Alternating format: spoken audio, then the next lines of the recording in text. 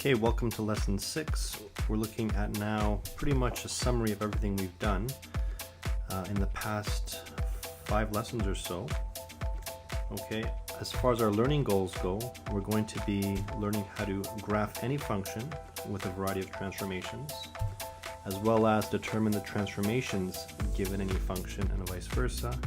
And lastly, we want to be able to graph any graph of f of x given any set of transformations. So this is just everything pretty much culminating into graphing a function no matter what. Okay, let's begin. We want to use function notation to write the following as functions. So for the first one, we're looking at the function f of x equals x squared, and I'm given a whole list of transformations as indicated right here. I have a -2, 0.5, a -1, and a +2. So how am I going to rewrite this so that I just have a quadratic function? I want all these transformations to be reflected in my new function. Well, very simply, I'm going to replace the f of all that stuff inside with f of 0.5 x minus 1 squared. Because after all, what I'm doing is I'm taking this stuff and squaring it. Okay? And I have a +2 here at the end. Well, at this point, it's just a question of expanding and collecting like terms. So what do we get here? Well, let me do the square stuff first. -2, 0.5 squared gives me 0.25 x squared. Then I get minus 0.5x and minus 0.5x again. And then I have a +1. +1, close bracket, -2. So all this stuff now, if I collect the like terms, and it's getting kind of long, but let's shorten it up, I get 0.25 x squared minus 1x, or just x, +1, and then a -2. Multiplying the 2 gives me -0.5 x squared plus 2x minus 2 minus 2, which is that 2 over there. And I can just combine the last two together, which I'll just do by erasing this, and I get, did I make a mistake here? No. Give me -4. There you have our first one. Let's take a look at the one for B. In this case, I have in front of me, oh, wait a sec, I did make a mistake. This should actually be +2, and that makes this here +2. That makes this last one actually disappear. Okay, so for part B here, looking at the same function, but this time I'm multiplying everything by 1/2. So instead of 2x minus 4, I have 2x minus 4 all squared. So let me expand that. So that's 2x minus 4 times 2x minus 4 gives me 1/2 of 4x squared minus, what do we have here? And minus 8x minus 8x again plus 16 equals 1/2. I'm going to get a 4x here squared minus 16x plus 16. Then you divide everything by 2, and your final answer is 2x squared minus 8x plus 8. And there you have it. So that is for the function f with given transformations. Let's take a look now at g. So g is a reciprocal function, and the transformations I'm carrying out over here, let me just box off my space. is I'm going to multiply everything by -1. That's the -1 in front here. And so, you know what, I'll put a -1 times 1 over -2x minus 4, close bracket, minus 3. Now remember, this whole thing is my x value. That's what I'm putting into over here. But now I want to collect and kind of simplify what I have here. I have two fractions. I'm going to have 1 over 2x plus 4 minus 3, 1 over 2x plus 4 minus 3. I'm trying to get a common denominator now. Over 2x plus 4. Let's see what happens. Well, this now becomes 1 minus, you know what, let's multiply this in, 6x minus 12 over 2x plus 4. And my final answer becomes negative 6x minus 11 over 2x plus 4. So there is your answer for 2A. Now for 2B, we have some number different than 1 in front of the g, so that means we have a vertical stretch by a factor of 2. So I'm going to have 2 times, I'll open up a bracket, 1 over 4 minus x, close bracket, plus 1, equals, let me see how I can write this. Well, I'll have the 2, 4 minus x plus 1. I want to get a common denominator now, so I'm going to rewrite my 1 as 4 minus x over 4 minus x. Combine these together, 2 plus 4 is 6 minus x, and that is all over 4 minus x.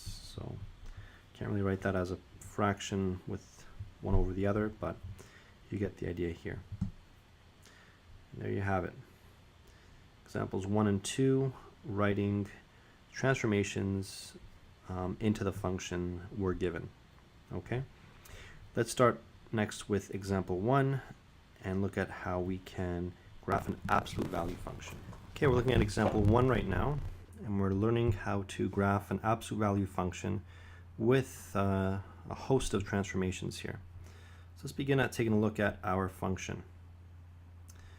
So first of all, this is not in the form we want it to be. Okay, we need to have our b values separated as well as our h and k. So let's rewrite this. What I'm going to do is divide out negative 0.5 so that I'm left with x minus, this will become 4, and a plus 2 here at the end. See, now I can identify my b value and my h value. Notice if I go backwards and multiply in the 0.5 here and here, I get what I had above. Let me just clean this up. And now we can write our absolute value function, absolute value of negative 0.5 x minus 4 bracket plus 2. And in this form, we can now read our transformations. So let's move down to our grid. So our first table of values, the basic one, is pretty straightforward by now. I mean, you've graphed an absolute value function a few times. It's just taking the positive value of each of the x's. Now for the second part, we are multiplying the y values by a, which in this case is negative 2.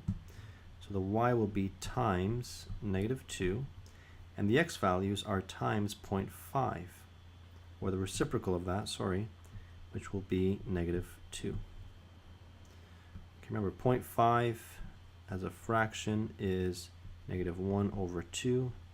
The reciprocal will be negative 2. Let's see what we get here.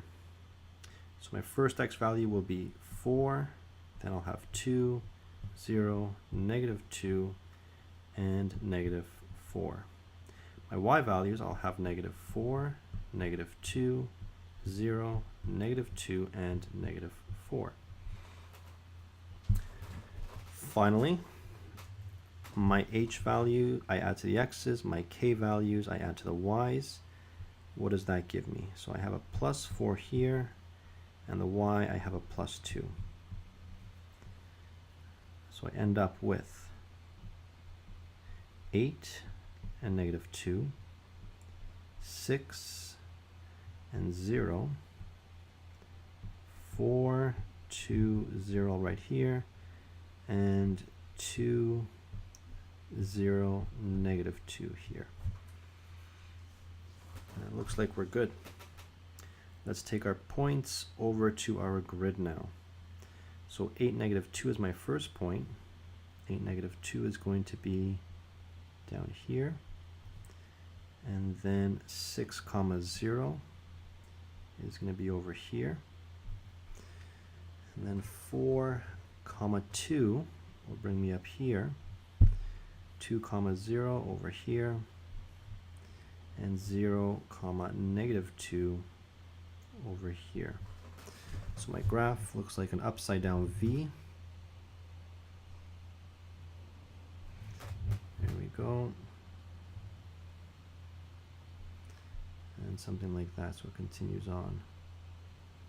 Arrows means it's infinite in both ways, both directions. And I think by now I can pretty understand what the domain is. I have x is a real number. And for my range, well, I know y is a real number as well. And y is less than or equal to 2. Why is that? Well, again, look at your graph. Everything is below where the 2 is. 2 is over here. Why is everything below that? Just undo all of these marks. And it looks good. There you have it. In our next example, we will look at a reciprocal function, which is sometimes slightly more confusing. The second and final example of this lesson, we're looking at a rational function, or reciprocal function if you want to call it. And once again, the form we're given is not the form that we want it to be in. Okay, so that we can graph it easily. Let's start off by rewriting it so that we have on our function the 1 over. So -x minus 2, close bracket, plus 1. Again, remember, f of x equals 1 over x. That x there is being replaced by all of this stuff here. I want to rewrite this so that I can read my b value clearly. So I have 1 over, I'm going to factor out a -1, open a square bracket. I get x plus 2, close bracket, plus 1. And now you can see where your b value is, as well as your a, h, and k value. So with reciprocal functions, the most important point, well, not point, but aspect of it is the horizontal and vertical asymptotes, which are given in this case by the h value over here, which is -2, and the k value over here, which is equal to 1. So on my graph, I'm going to draw my asymptotes. So the first one is the vertical, which goes through -2, and the horizontal, which goes through here. Keep on going down. There you have it. Now, as far as my sketch goes, like I said in class, for me it doesn't really matter the points that the reciprocal function is going through, because it's just so it's kind of difficult to pinpoint, right? All I really care about is the behavior. So a reciprocal function looks like this, right? Through 0, 0, with the asymptotes through 0 and 0.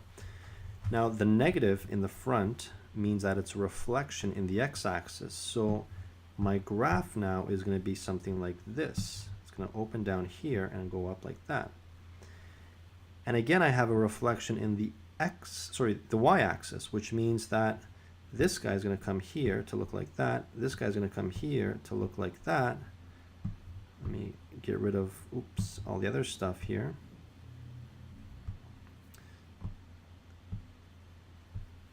And there we go.